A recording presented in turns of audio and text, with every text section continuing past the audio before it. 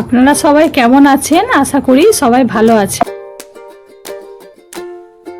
আজকে আমার হেসেলে হচ্ছে চিংড়ি মাছ দিয়ে পাতলা ঝোল করছি, কারণ এই গরমের মধ্যে চিংড়ি মাছের মালাইকারি বা যে কোনো কিছু রিচ খাবার আর খাওয়া যাচ্ছে না, ভীষণ গরম।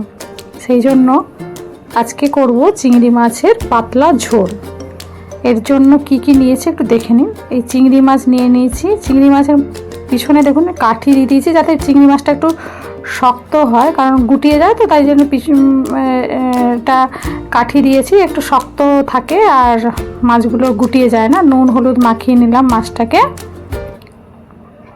কড়াইও বেশি দিয়েছি, কড়াইটা গরম হতে দিয়েছি, তেল দিয়ে দিয়েছি। এবারে মাছগুলোকে ছেড়ে দিলাম।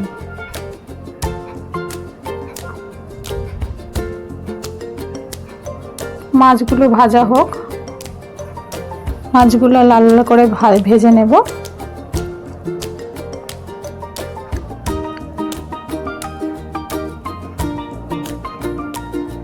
এক পাশটা ভাজা হয়ে গেছে, এবার অপর পাশটা ভাজার জন্য আমি উল্টিয়ে দিচ্ছি মাছটাকে।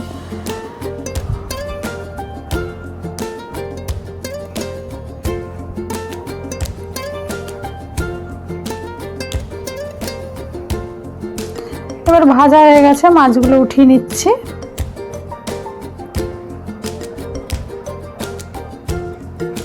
এইবারে এইভাবে লম্বা লম্বা ভাবে আলুগুলো কেটে নিয়েছি। আলুগুলোকে একটু ভালো করে লাল লাল করে ভেজে নেব।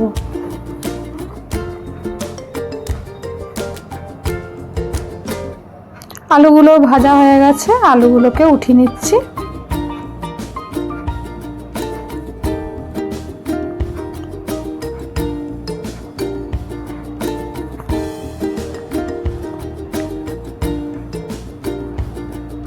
এবারে ওই তেলের মধ্যে আমি কালো জিরা ফোড়নের জন্য দিয়ে দিলাম।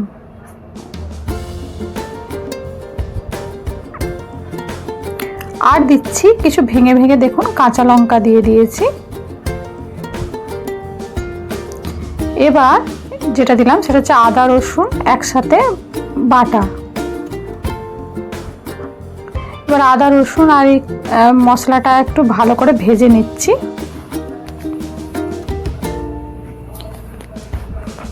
এবার পরিমাণ মতো নুন দিয়ে দিলাম।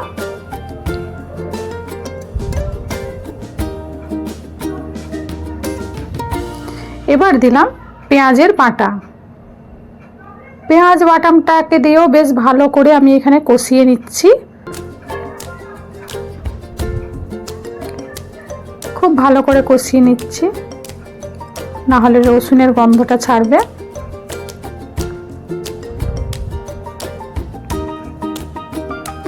এবার দিলাম লঙ্কা গুঁড়ো, এবার দিলাম জিরে গুঁড়ো, হলুদ গুঁড়ো,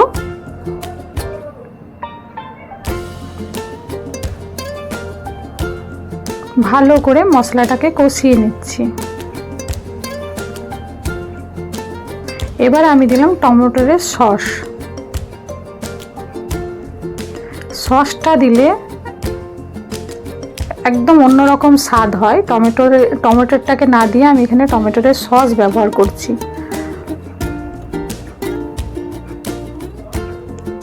কালারটাও সুন্দর আসে এবং টেস্টটাও খুব ভালো হয়, সেই জন্য এখানে আমি সস দিয়েছি।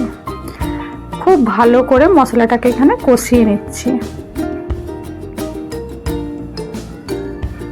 জল দিয়ে দিয়ে দেখুন ভালো করে মশলাটাকে কষিয়ে নিচ্ছি।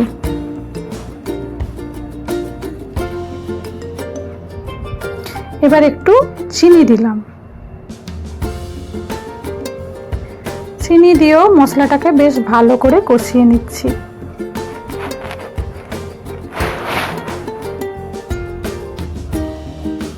এবার মশলাটা থেকে তেল ছেড়ে এসছে, এবার আমি আলুগুলো ছেড়ে দিলাম। ভাজা আলুগুলো দিয়ে কষিয়ে নেব।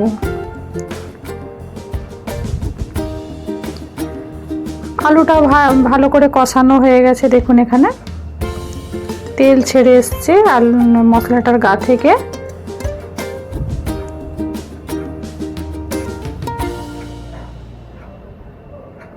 আবারও ভালো করে এপাশ ওপাশ করে ভালো করে নাড়িয়ে নিচ্ছি। নাড়িয়ে এবার দেখুন জল ঢেলে দিলাম।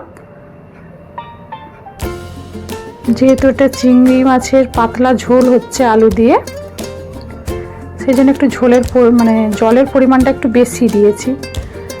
আবারও ঢাকা খুলে একবার দেখে নিচ্ছি আলুগুলো সিদ্ধ হয়েছে কিনা। আলুগুলো সিদ্ধ হয়ে গেছে।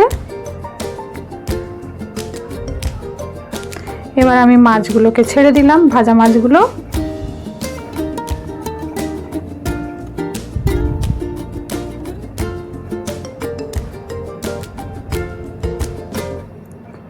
এবার আমি উপর থেকে একটু শাহি গরম মশলা দিয়ে দিচ্ছি।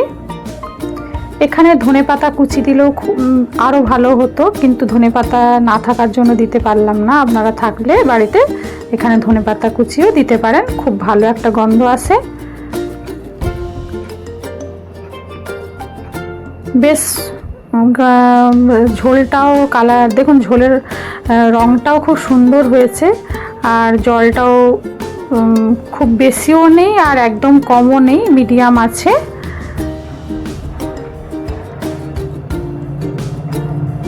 আবারও একবার ঢাকা দিয়ে দিলাম। আমাদের চিংড়ি মাছের পাতলা ঝোল পুরো হয়ে গেছে, একদম রেডি।